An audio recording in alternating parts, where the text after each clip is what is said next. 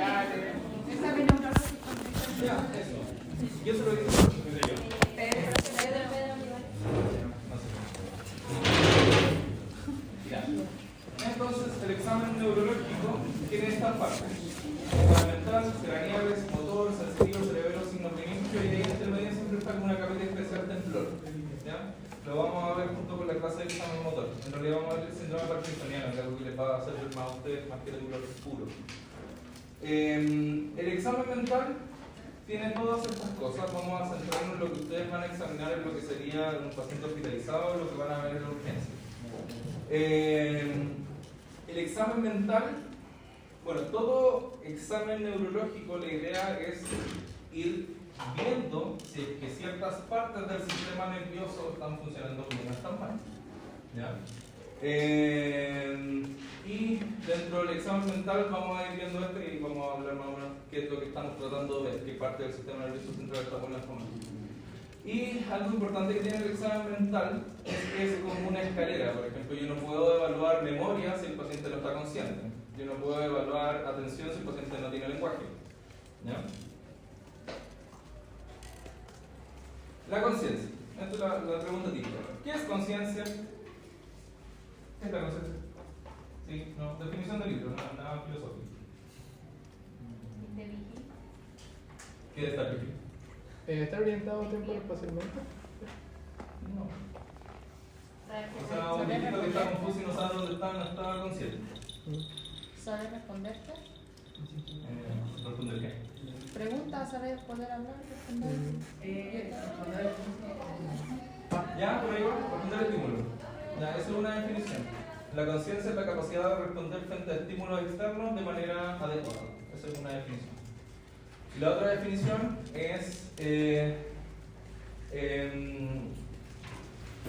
poder entender, entre comillas, el estado mismo del cuerpo y del entorno. Esas son las dos definiciones de conciencia. ¿Ya? Nosotros en neurología nos vamos, bueno, de forma esquemática se divide la conciencia cuantitativa y conciencia cualitativa. La conciencia cuantitativa lo único que tiene que ver es con la apertura ocular. El paciente tiene los ojos abiertos o no los tiene abiertos, y si no los tiene abiertos, ¿con qué estímulo yo puedo hacer que ese paciente abra los ojos? ¿Ya? Y la conciencia cualitativa tiene que ver con el contenido de la conciencia, ¿ya? Y eso se encarga psiquiatría. ¿Ya? Por ejemplo, una persona que está despierta y dice que, no sé, que los ovnis le dan por la tele y que vaya a matar gente, eso tiene una conciencia cuantitativa perfecta, pero la cualitativa está mal. ¿Ya? La cuantitativa, ¿ya? Cuando nosotros hablamos de vigilia, bueno, la conciencia cuantitativa, como había dicho, vamos a ver ciertas partes del sistema nervioso con cada parte que examinemos. La conciencia cuantitativa tiene que ver con el SARA, el sistema reticular activado. Eso es lo que queremos ver. ¿Qué es básicamente un sistema reticular que va desde el bulbo, pasa por puentes, mesencéfalo, después a diencéfalo en forma bilateral, que son los octálamos, y después a corteza en forma de impulso. Si yo corto ese circuito en alguna parte, voy a tener comprometida mi conciencia cuantitativa. Decir que un paciente está en vigilia es simplemente que está en los ojos abiertos. ¿Ya? O sea, un paciente, por ejemplo, que tiene un estado vegetativo persistente, que tiene solo los ojos abiertos y tiene toda su corteza muerta, está en vigilia. ¿Ya? Eso es todo. Si el paciente no está en vigilia, tiene los ojos cerrados, tengo que ir a estas otras definiciones. Estas son como las definiciones del libro, ¿ya? Que probablemente que ustedes se las pillen. Estas son como las que entre comillas están consensuadas. Generalmente cuando vean el examen, por ejemplo, de nosotros neurología, no vean esto, porque nosotros generalmente describimos más que ponemos un nombre. ¿Ya? La otra ítem de la vigilia, o sea, de la conciencia cuantitativa, es la omnibulación. Que la omnibulación se considera un estado intermedio y temporal entre estar en vigilia completa y caer en sopor. Es como estar recién despertado. Eventualmente caes a uno de los dos estados, o despiertas completamente o vuelves a caer a los ojos cerrados. El sopor, de forma muy simple, es alguien que tiene los ojos cerrados y que con un estímulo los abre. Eso es todo. ¿Ya? Lo pueden calificar de sopor superficial medio profundo. Generalmente el superficial se dice que con un estímulo auditivo el paciente abre los ojos, con un sopor medio, con un estímulo táctil, y un sopor profundo con un estímulo doloroso. ¿Ya? Maniobras de dolor que conozcan. ¿Ya? Esa no la hagan nunca. Pueden romper una costilla y va a quedar morado. Y el familiar va a decir, ¿por qué tiene el morado en el pecho mi paciente? ¿Cuál otro? Presionar la uña y la uña. Ya, dice el paciente no siente ese brazo. ¿Qué otra cosa? ¿Cuál? ¿No? ¿Quitarle? El de los dientes. También puede estar parapléjico. Una vez nos dijeron que a veces a los pacientes, aunque no lo necesitaran, como si la maniobra de tracción mandibular podía ser lo suficientemente dolorosa. La maniobra de FAP. Esa es una maniobra de dolor central. Entonces yo me bypasseo un déficit, por ejemplo, yo tengo un paciente politrauma y yo no tengo idea de cuáles son sus déficits y no sé, pues le aprieto el dedo, no hace nada, puedo calificar mal el gajo e intubarlo por las puras y puede que ese brazo ni siquiera lo sienta. ¿Ya? O la pierna, o incluso la estenosis, una paciente con un daño medular muy alto. ¿Ya? Generalmente nos vamos a lo central, que el foie es básicamente la presión detrás de las ramas mandibulares, se aprieta y se tira. Si el paciente está acostado, yo puedo levantarlo en la camilla y eso duele mucho. ¿Ya? ¿Cuál es la gracia? Me refiero con dolor central.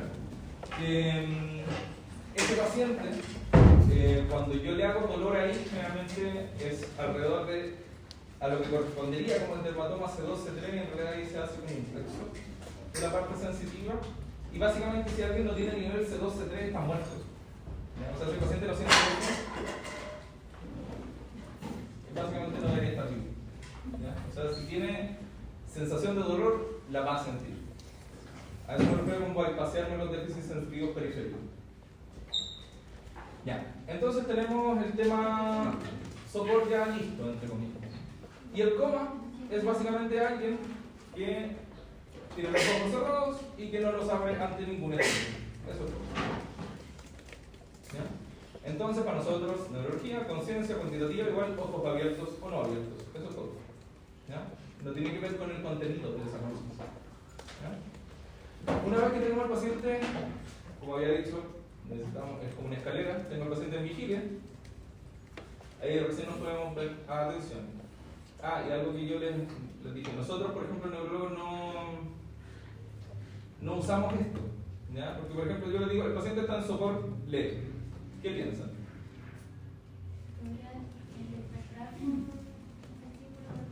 ¿Ya? ¿Y cuánto rato queda despierto?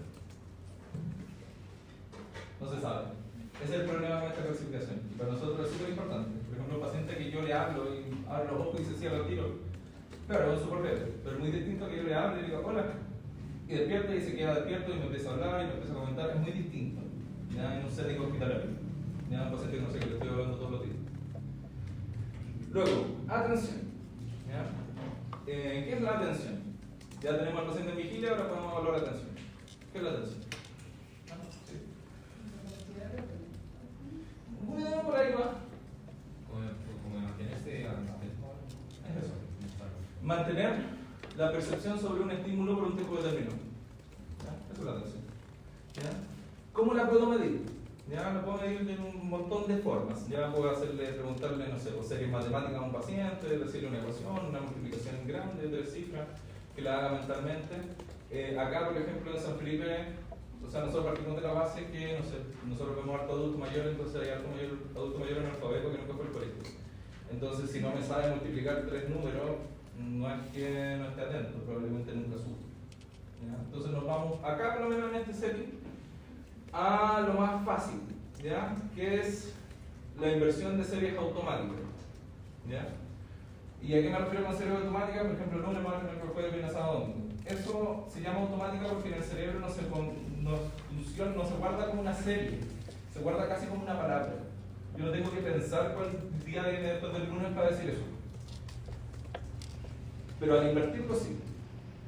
Tengo que pensar, ya, esta es la serie, este es domingo, ¿cuál viene antes? Sábado, después del viernes. Eso. ¿Ya? Un paciente que está inatento, ¿ya? Generalmente tú le dices ya un paciente, por ejemplo, un confusional, que eso es lo que más se van a encontrar ustedes con un paciente que tiene la atención mal. Un paciente confusional, que no sé, un viejito que tiene una neumonía y no está reaccionando. Le va a decir, dígame los días de la semana. Lunes, martes, miércoles, jueves, perfecto. Se lo dice perfecto. Y ahora digamos los de atrás para adelante, empiezan. Domingo, sábado, domingo, lunes, martes, que dicen, no, para atrás. Ah, ya, miércoles, jueves, viernes. No pueden, no lo logran. ¿Ya? Y ese paciente está bien atento. ¿Ya? Si por el motivo el paciente te dice, no, sabes que no me sé los días de la semana, o un paciente con un DI o alguna cosa, vea lo que se sepa, no sé, los números del 1 al 10, que te lo diga hablando. Los días de la semana, los meses del año, etc. ¿Ya? Y la ruta consecutiva a veces generalmente se reserva a personas que, entre comillas, tienen un grado mayor de educación. ¿Ya? Generalmente podéis decirle parta del 100 y vaya bajando de a 3. 100, 97, 94, 91.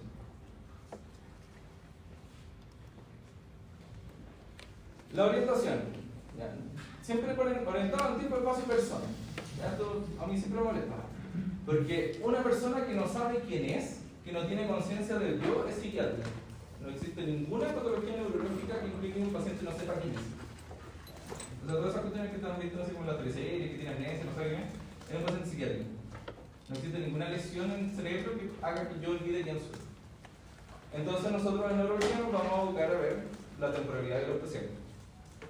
Cuando yo le pregunto a alguien sobre el temporal, tengo que ser bien específico. ¿Qué día es hoy? Ya, hoy día es lunes. ¿Lunes cuánto? 24. ¿Qué mes estamos? Marzo. ¿Qué año estamos? 2025. Eso está bien. Generalmente nosotros, en pacientes que están hospitalizados, que es típico que se hospitalizan de noche, se pierden un día, más o menos 2 días. Eso se considera normal. Después tú tienes que corregirle al final del examen. Oiga, ¿sabes que se equivocó? En realidad hoy día no sé, no es 26, es 24. Ay, vale. Si el otro día se equivoca de nuevo, ya es que empieza a tener un poco más valor significativo. Y lo otro, que pasa harto, que hay mucho adulto mayor, por ejemplo, en la zona, bueno, en realidad en todo Chile, que vive solo. Y se dicen, este adulto mayor es perfectamente autovalente, hace todas sus cosas solo. Y tú lo vayas a examinar, no está infectado, no está nada, y le veis temporalidad y dices, no, hoy día es 24 de marzo de 1985. Muy serio. Generalmente cuando el paciente falla en la temporalidad, en el año, generalmente o es un deterioro cognitivo no diagnosticado o una demencia no diagnosticada. Obviamente obviando que el paciente esté inatento, tiene que estar atento. En el caso de las demencias, la persona si pierde como la percepción de sí mismo. Es que no la pierden. No, igual. Generalmente, cuando la pierden, si es que la pierden, en estados ultra avanzados de demencia, por ejemplo, tipo Alzheimer, cuando ya empiezan a perder lenguaje, los pacientes de Alzheimer, aparte del tema memoria, que es como el más conocido, hacen lo que se llama una fase logopédica. Empiezan a perder léxico, como que no es que no se acuerden de la palabra, esa palabra en su cerebro ya no existe. ¿Ya? Y pueden olvidar su nombre. ¿Sí? ¿Cómo se llama la maniobra del dolor central? FOIX, es que FOIX.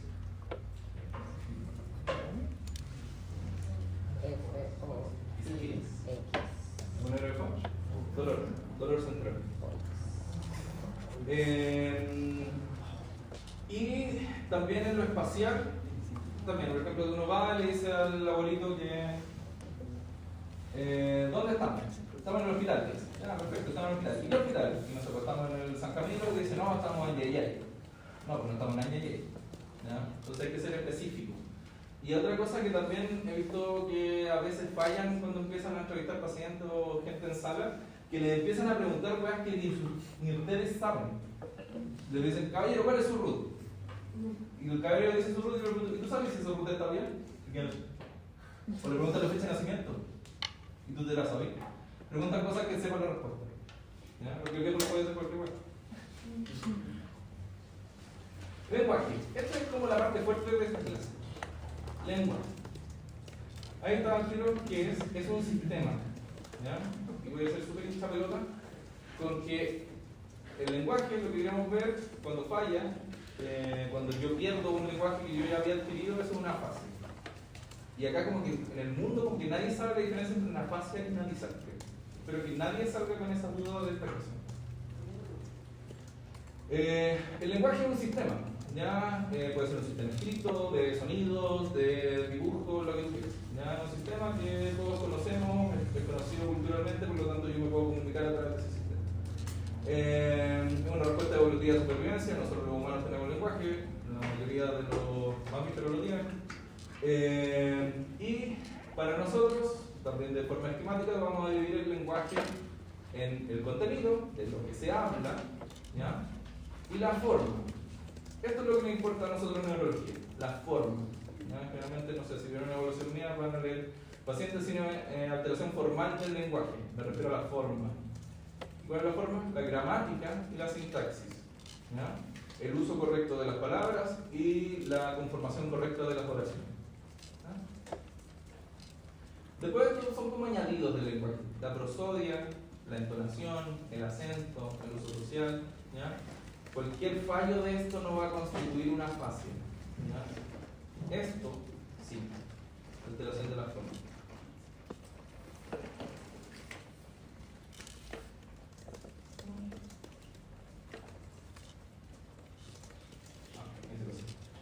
Profe, ¿Ah? entonces si el paciente habla sin una coherencia, Eso no es una afasia. ya. ¿Ya? El paciente empieza a gritar, no, vienen los marcianos, me quiero morir, hay que matar, no sé, a la gente, me están persiguiendo los carabineros. Eso no es una afasia, ¿ya? Porque de nuevo, el trastorno de la afasia es un trastorno de la forma del lenguaje, la sintaxis y la gramática están malas. Yo puedo ver cualquier clase de afectado que quiera, ¿ya? Pero si cumplo con sintaxis y con gramática, no tengo afasia. ¿Ya? ¿Dónde está el lenguaje? Bueno, hay tres áreas importantes. Broca frontal, Wernicke temporal y las UNE fascículos 4. Siempre que le llaman fascículos neuros son de sustancia blanca.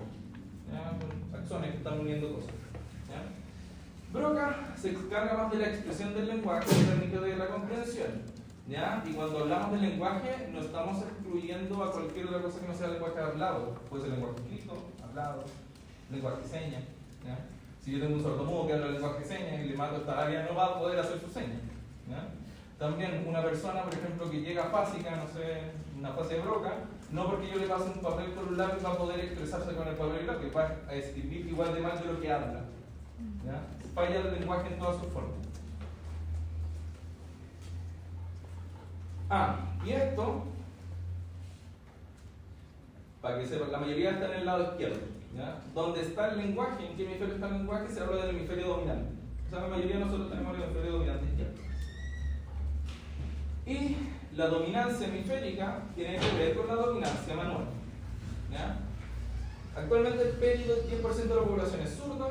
¿Ya? El 90% de los diestros tiene el centro del lenguaje solo a izquierda, mientras el 70% lo tiene solo a izquierda. El resto se divide entre bilateral y a derecha. Y en total, menos del 5% de la población total tiene el centro del lenguaje exclusivamente a derecha. ¿De qué me sirve saber esto? Para poder hacer síndrome. ¿Ya? Por ejemplo, si llega un paciente con una afasia, ¿ya? Que yo voy a suponer, por puro número, un 95% de la población, si tiene una afasia, tiene malo el hemisferio izquierdo, y llega con una paresia del lado derecho, y llega con una hemicortesia del lado derecho, perfecto, todo junto y pega, hay una lesión ahí.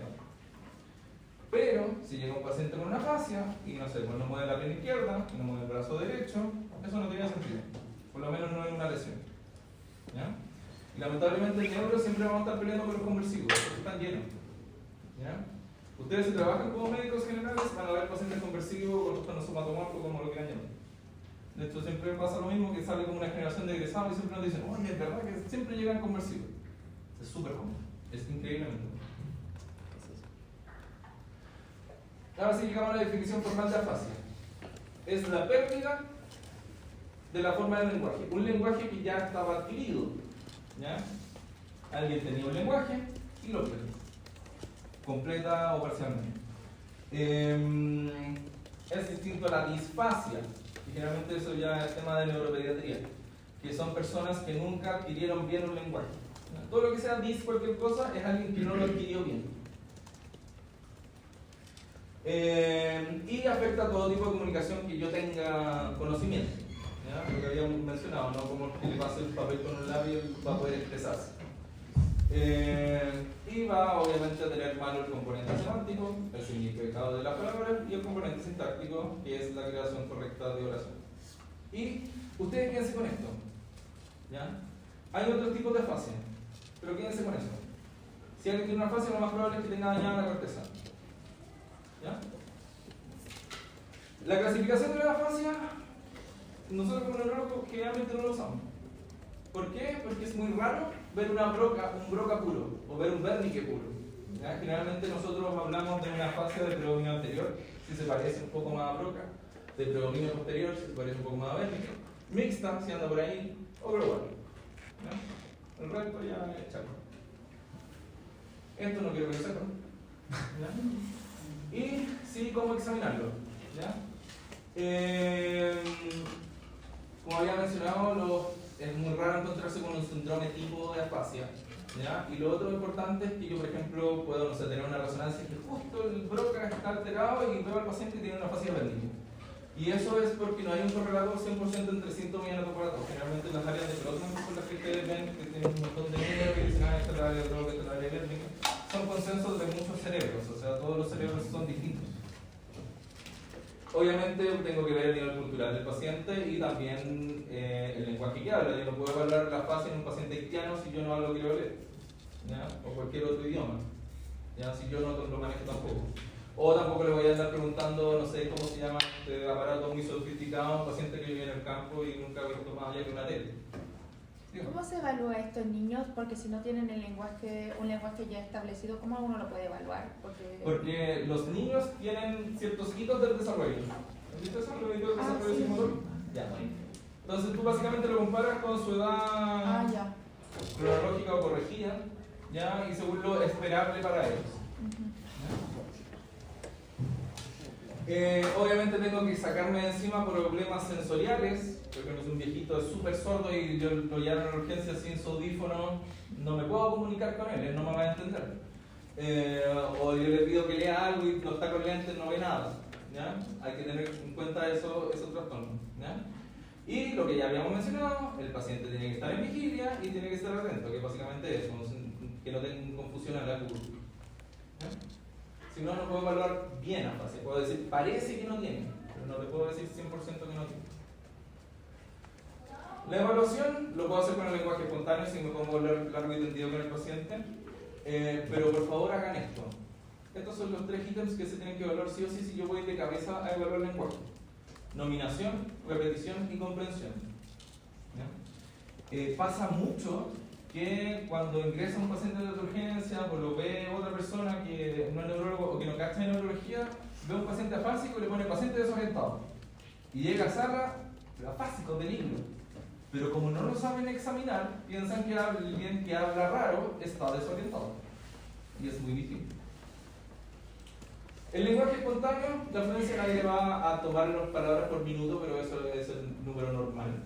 El ritmo y la prosodia, eso puede estar alterado en un montón de cosas, como yo les dije, lo que nos importa es la forma, la gramática y la sintaxis. Esta es la lámina de Boston, no sé si la conocen. Ya. Esta es una lámina que está estandarizada para evaluar trastornos del lenguaje.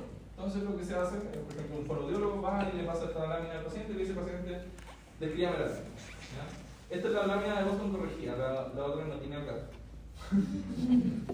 Entonces, por ejemplo, un paciente que tenga algo parecido a un broca, te puede decir como, no, mira, ahí están los niñitos que están sacando la raqueta y se van a caer encima de ese animalito, porque ese chiquitito que hace miau, que tiene pelo, ya, pero ¿cómo se llama ese animalito? Y no llega.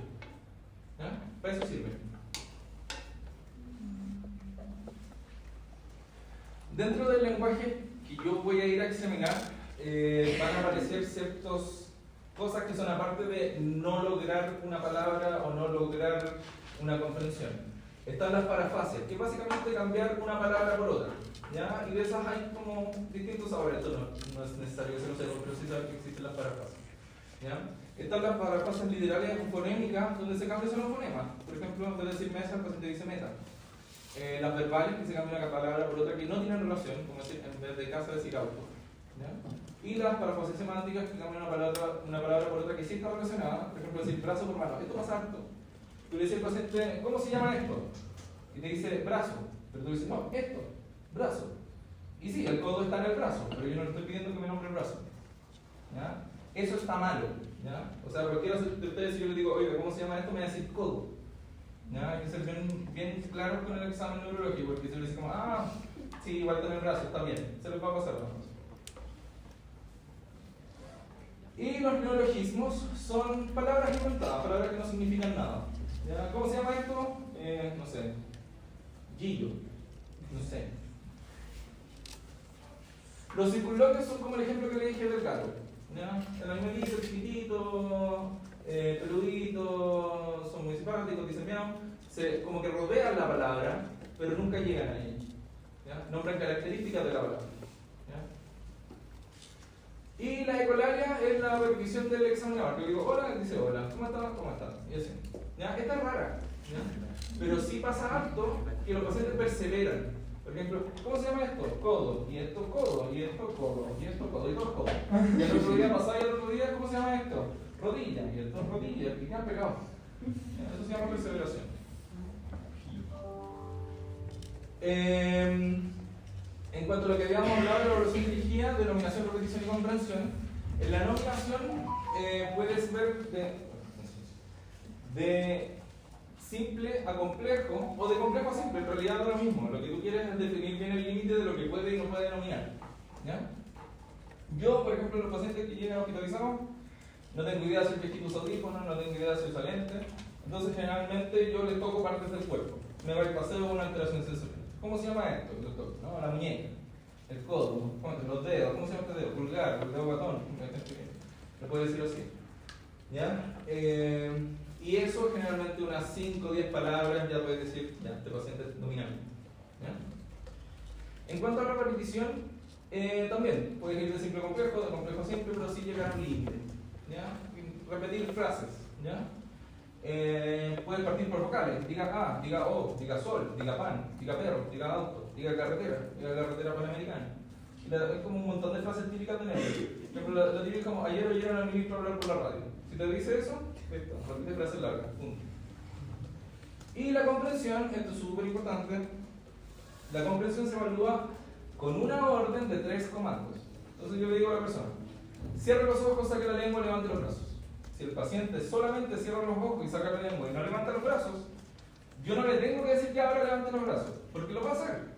¿Y qué va a hacer al final? Va a ser una orden de 2 comandos, va a ser una orden de 1 comando, pero en ningún caso una orden de 3. Entonces, si el paciente falla, le tengo que decir todo de nuevo. Si falla de nuevo y solo hace 2, entonces le ponemos en la ficha al paciente comprende 2 de 3 comandos, dando a entender que falla en la comprensión. ¿Ya? La fase de Broca. Ya esta es como la fase tipo, como que les digo, lo que les dije, nunca es muy raro ver un Broca puro. ¿Ya? Es un paciente que no habla casi nada, pero entiende todo. ¿Ya? Un paciente con una afluencia baja, habla tipo Tarzán, como yo, agua, yo. La repetición está alterada, la comprensión está generalmente buena, y por la localización de la lesión se va a una apraxia bucolingual. ¿Ya? Una hemiparesia contralateral con predominio faciobraquial. Y muy importante que el paciente puede llegar muy alterado porque el paciente es consciente de su enfermedad. O sea, un paciente, por ejemplo, que está hablando perfecto y de un segundo para el otro perdió el lenguaje.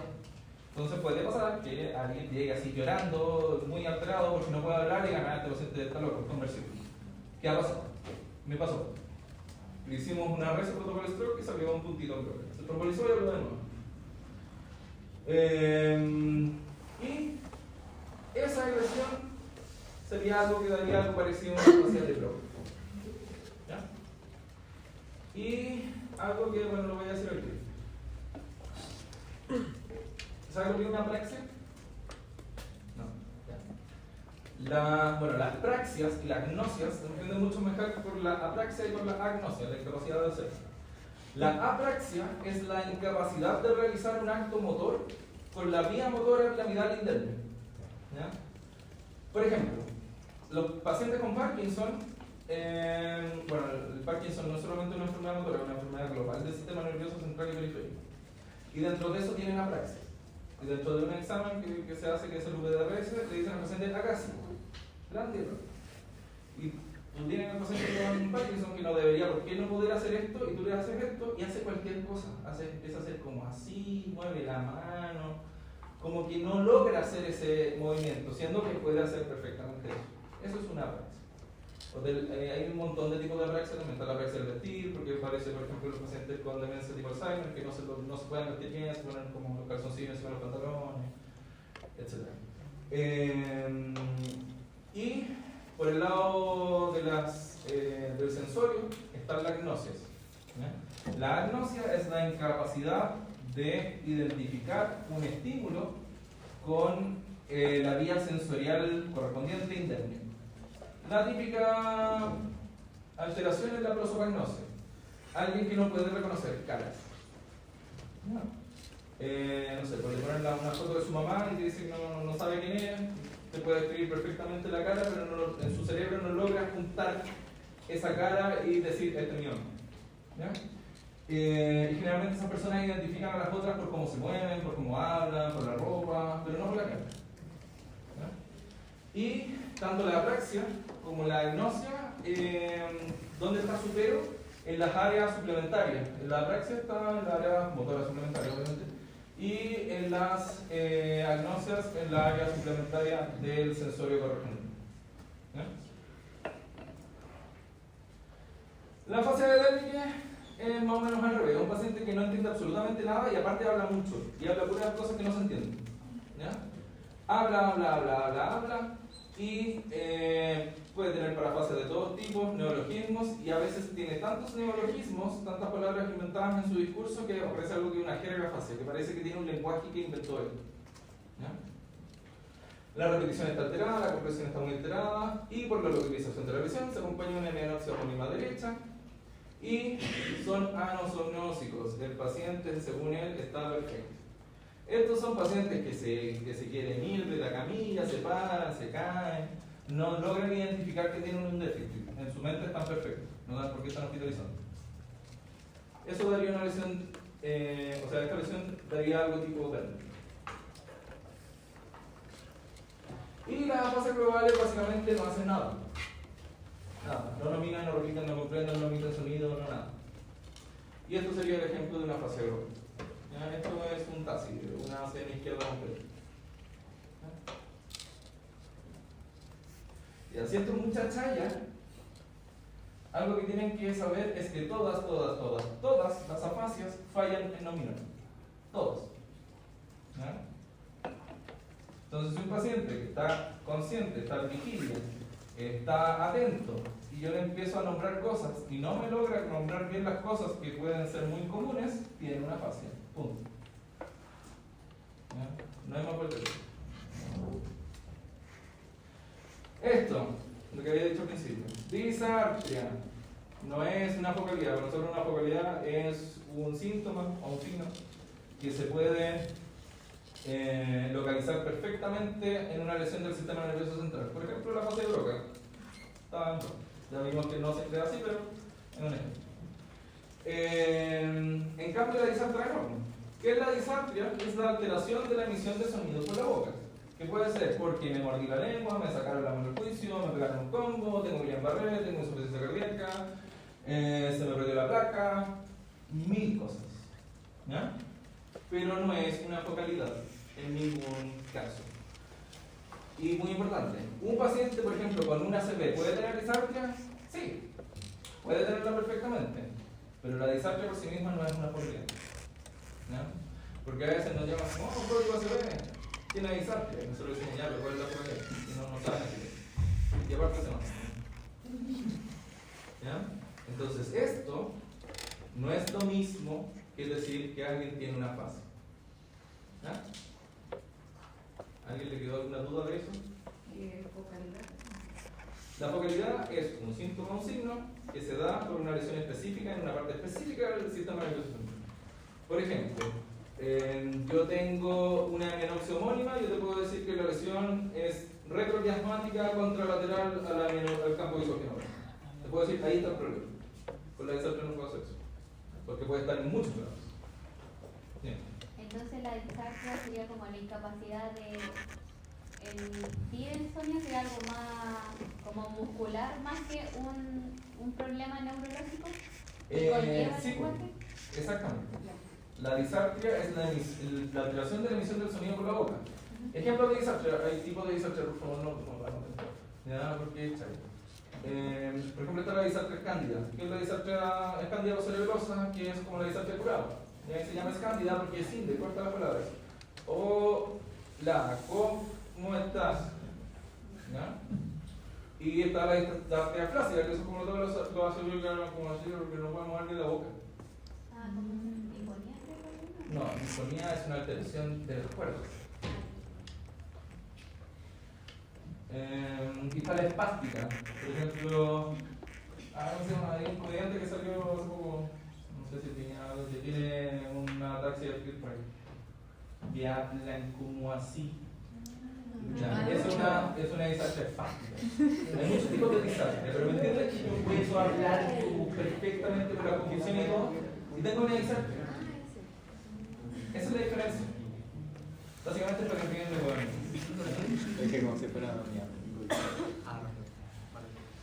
Esto muy rápido, porque les pido por el amor de Dios que no lo evalúen en urgencia ni en examen. ¿Ya? La memoria, esto es casi un meme. ¿Ya? Esto nosotros no lo vemos así, pero sí se nos enseña a nosotros. La memoria, generalmente nosotros la vemos más por dominio, por ejemplo la memoria episódica, la memoria semántica, la memoria de trabajo que tiene que ver con la atención, ¿ya? Por ejemplo, la memoria en un paciente con Alzheimer, lo primero que se desarrolla es la memoria episódica. ¿Qué es la memoria episódica? Es una memoria que tiene un contexto, tiene un tiempo y un lugar. No sé, el fin de semana fui a la playa con mi familia. Eso tiene un contexto, tiene un tiempo y un lugar. ¿Ya? Que es distinto a decir que se celebra el 18 de septiembre. Eso es conocimiento enciclopédico, que es la memoria semántica. Entonces lo que pasa con los Alzheimer es que él pierde memoria episódica. Y es típico del paciente con Alzheimer, punto 0, que el que consulta por la pérdida de memoria no es el paciente, es la familia. Punto 2, el paciente con Alzheimer pierde episodios, como que pierde una burbuja del día. ¿Ya? Típico, y aparte hacen delirios con respecto a eso. Por ejemplo, almuerzan, ya todos felices, se van a tomar siesta y llega el viejito, oye, ¿a qué hora vamos a almorzar? Y si acabamos de almorzar, no, mentira, no me quieren dar comida, me quieren matar de hambre. Ya, eso es un Alzheimer. Si ven eso, es un Alzheimer. Es el marcador del Alzheimer, el trastorno de memoria episódica. ¿Ya?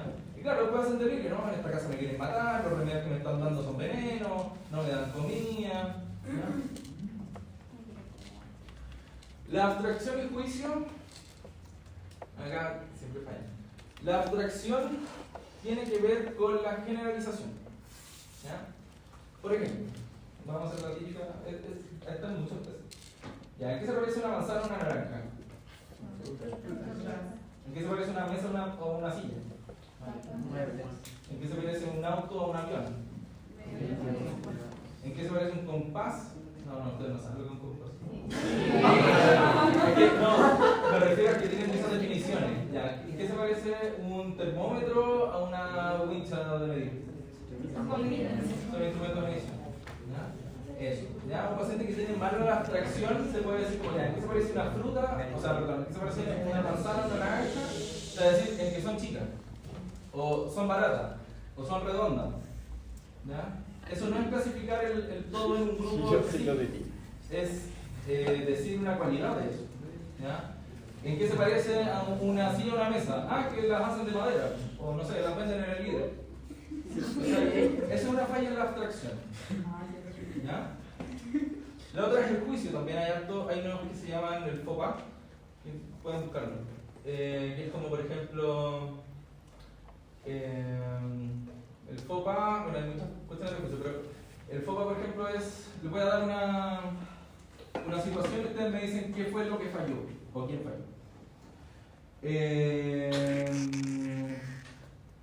Llega una niña a una fiesta y llega un tipo y le dice, oye, te ves muy bonita. Y el amigo le dice, sí, parece el balón de gas. ¿Quién falló? Ah, pregunta, ¿falló alguien? Es el foco. Sí, ¿quién? ¿Por qué? Ya, eso alguien con problema de juicio no lo hace. La respuesta más común es, nadie falló. No encuentro problema.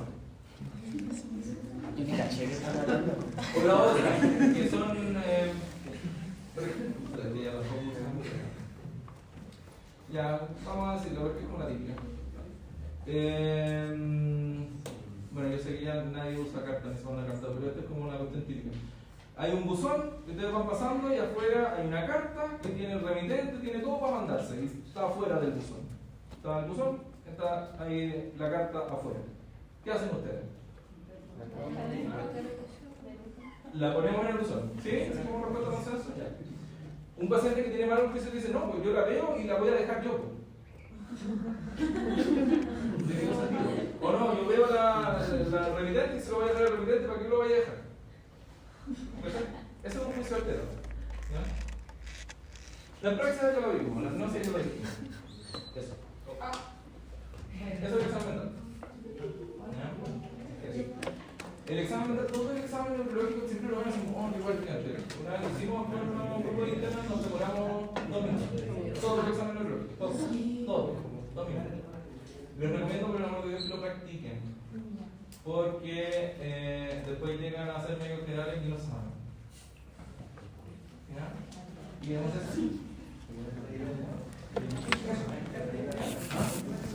dudas, preguntas, consultas.